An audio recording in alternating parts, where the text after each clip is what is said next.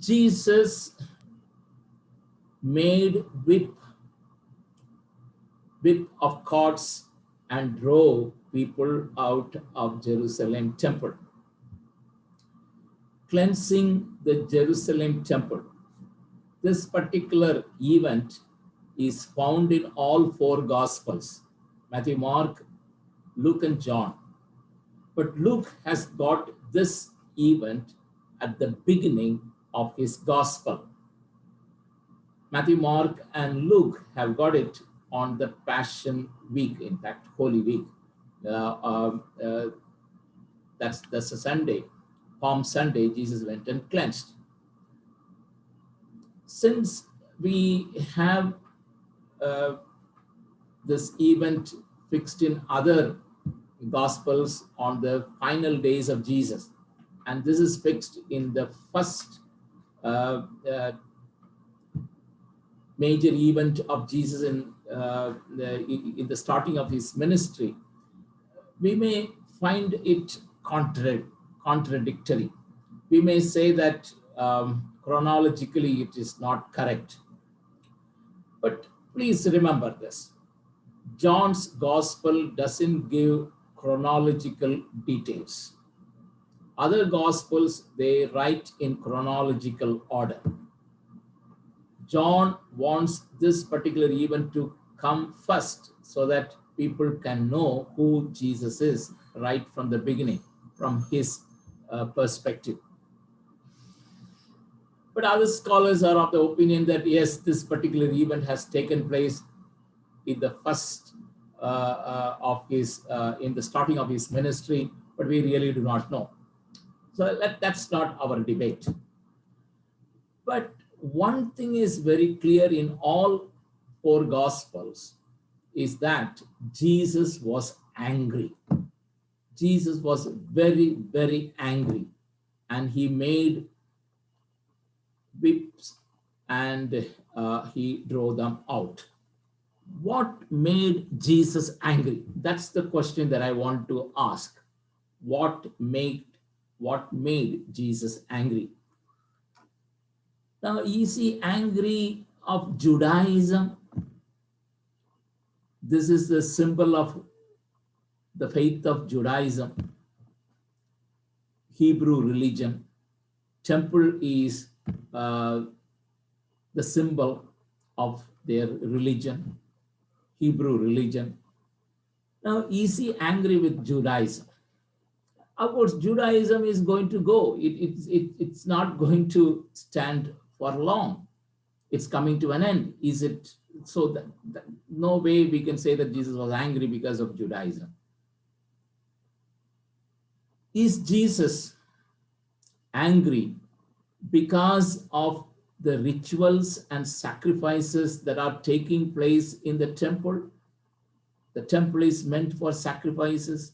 The temple is meant for rituals, but these people have made it a place where selling takes place. They made a market out of this place.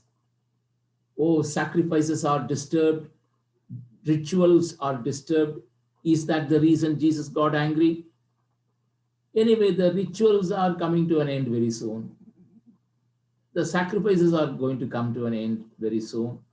I don't think Jesus got angry because of that.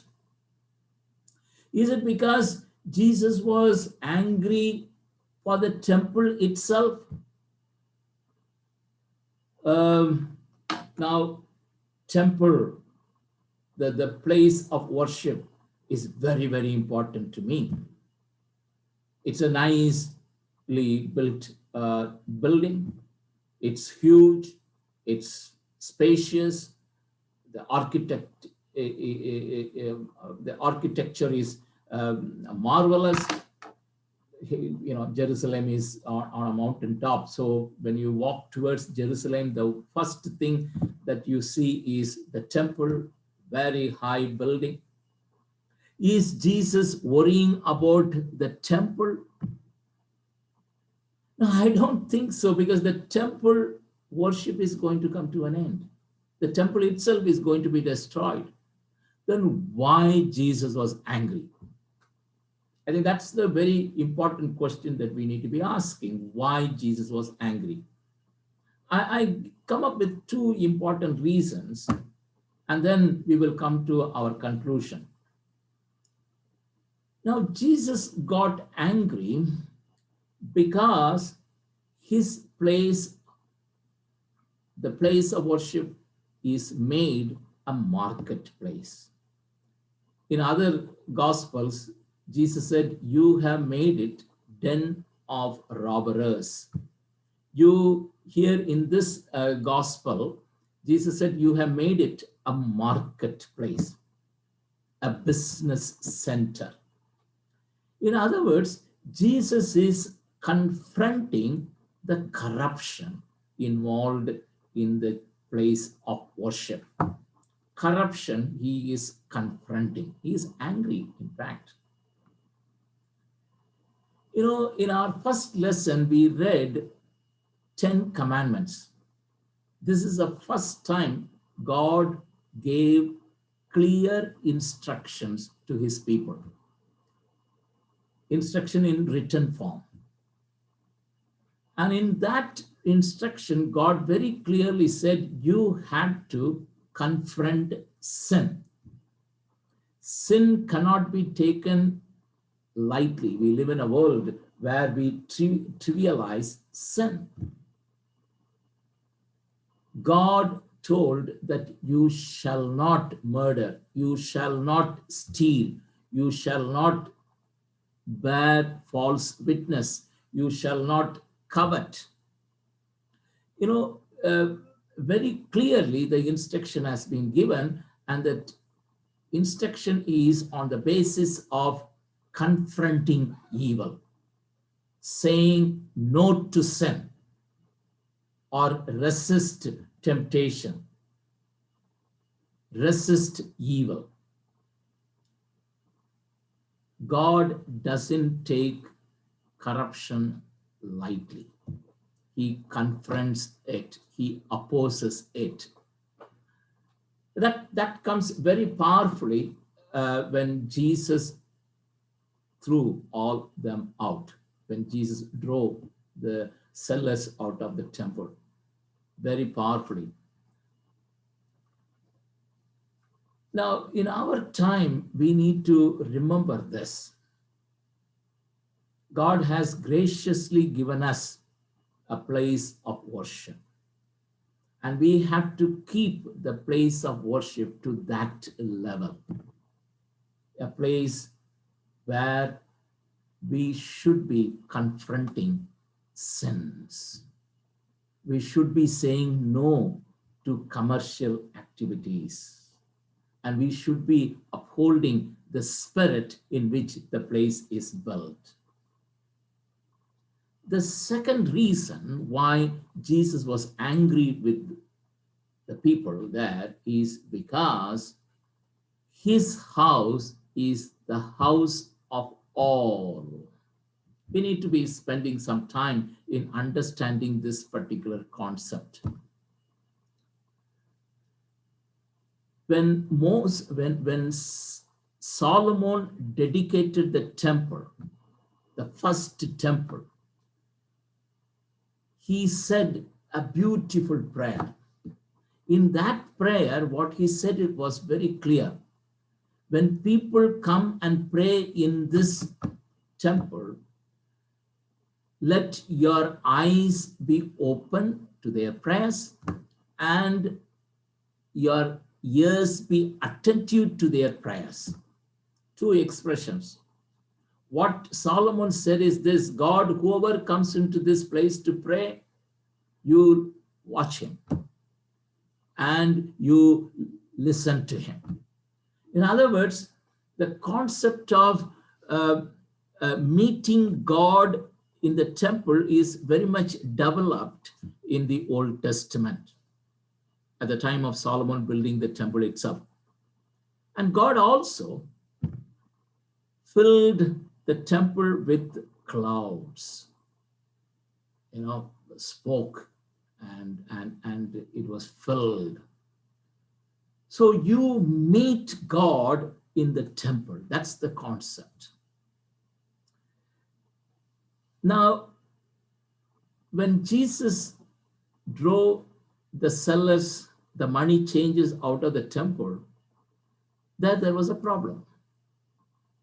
It has not become a meeting place of God. It has become a marketplace. And his place is meant for all, but that is being now taken away by the business activities.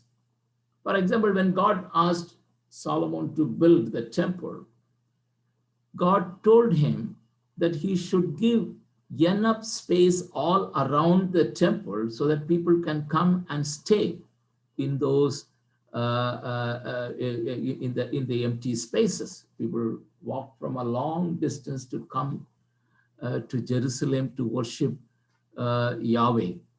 As such people should be comforted, should be received well, and they should have place to sit around the temple. They could also make a tent and stay there. But these animal sellers have occupied the place. And if you look at Jerusalem temple, it was divided into three parts.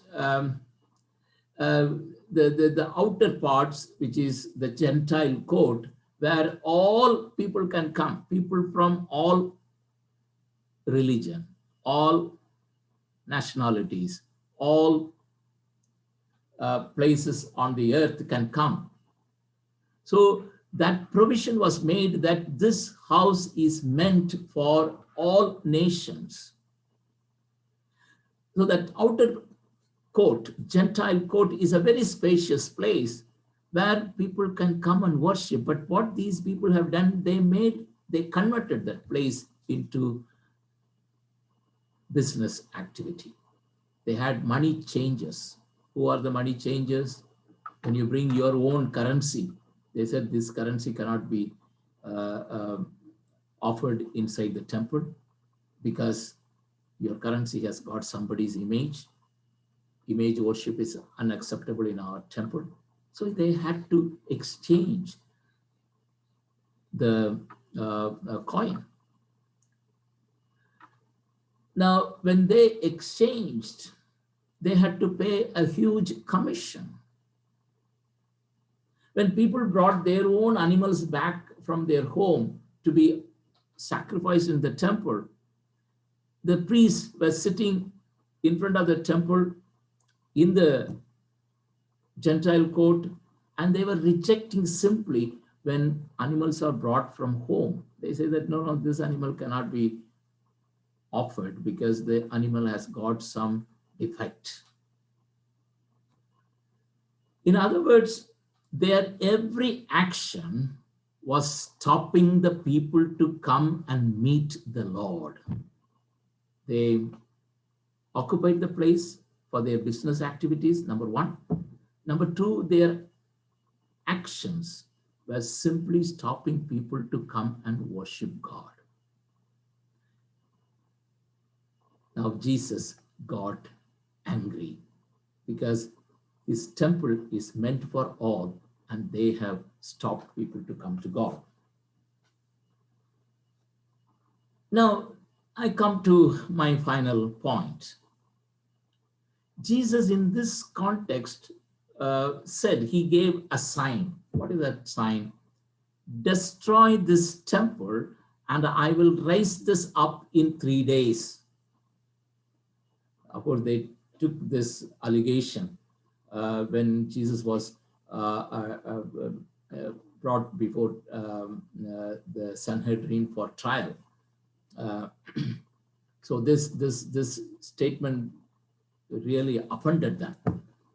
Destroy this temple, and I will raise this up in 3 days, because this temple is a very, very important place to them.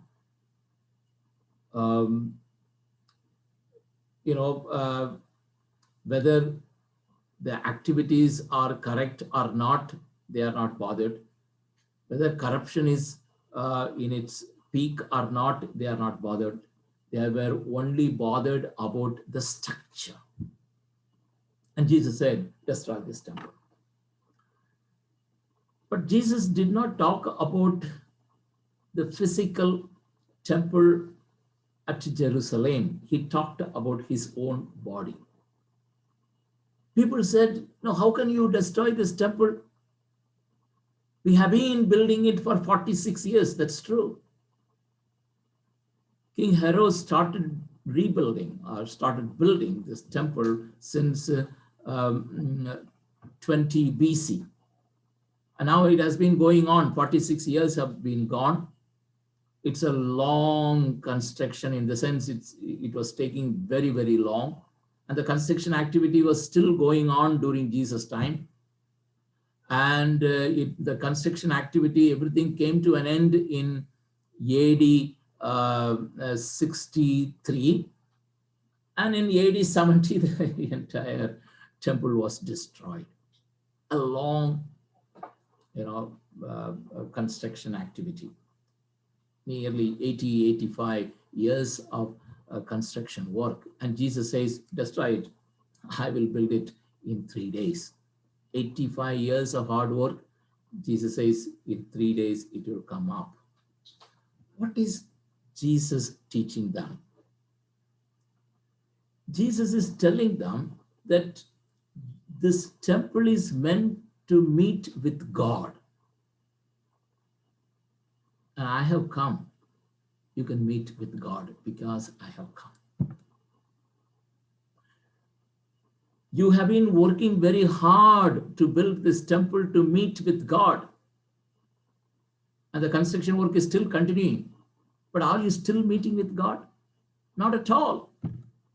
Neither you meet with God, nor you allow others to meet with God. So this place is meant for destruction. But I have come. God has sent me to you. And you can meet God in me. God has come in physical form before you. Why don't you receive this? And Jesus says, you destroy this. You destroy this temple. And I will raise this up in 3 days. Yes, I will come back. You can still meet with me. But when you just, you say that this temple is a symbol of meeting with God, but when it's destroyed, now how many centuries have gone? 2000 years have gone. Still, they are not able to build it. But Jesus says, I have come. In me, you can meet God. I have come. Though you destroy me, I will come back in 3 days. You can still meet me. In other words, Jesus is teaching them that why don't you turn from your ritualistic worship? Why don't you turn from your worship of temple? Why don't you turn from your business activities? Come. You can meet God in me. Now, if you look at Jesus' discussion with the Samaritan women, Jesus said this. Samaritan women was also worried about this. We don't need to come to Jerusalem to worship. She had a problem with the place. We can worship God here on this mountain, Gerasim. This is where our ancestors worshipped God. Place is important. Israelites were saying, no, place is also important. Jerusalem is important. And the building is also important. The temple is important. And Jesus looked at the Samaritan woman who was very confused. Listen. The time has come. You can worship God in any place. God is spirit, and those who worship him must worship him in spirit and truth. Jesus has come. Where are we going? And making problems. Come and worship him. In him we can meet God. May the dear Lord help us so that in this Lenten season we make more time in prayer, asking God his blessings so that we are drawn closer to him, so that we know God more and that we are truly his blessing on this land. God bless us all. Amen.